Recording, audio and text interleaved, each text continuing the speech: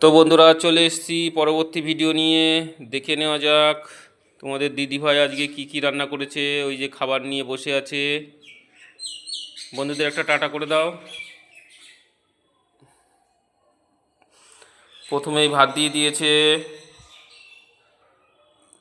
তারপরে এটা তেল পটল, মানে পটল দিয়ে মশলা দিয়ে কষা কষা করেছে।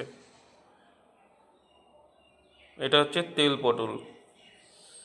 আর এটা পটল আলু সোয়াবিনের ঝোল। পটল আলু দিয়ে সোয়াবিন দিয়ে ঝোল, এটাও ভালো খাবার। এটা মাছের মাথা দিয়ে উচ্ছে আলু পটল দিয়ে চচ্চড়ি। মাছের মাথা দিয়ে উচ্ছে আলু পটল দিয়ে চচ্চড়ি।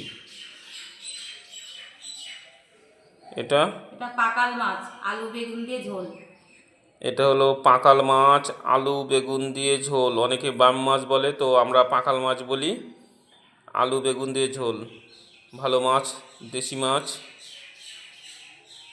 তো পাকাল মাছের ঝোল, এই চচ্চড়ি, এই সোয়াবিন পটল আলু দিয়ে ঝোল, আর তেল পটল। তো এই 4 রকমের আইটেম হয়েছে। এখন ভাত খেতে বসবো। চচ্চড়িটা দিয়ে দাও আমার প্লেটে, দিয়ে দাও। আর ওই পাকাল মাছের ঝোলটাও ওই ছোট প্লেটে দিয়ে দাও।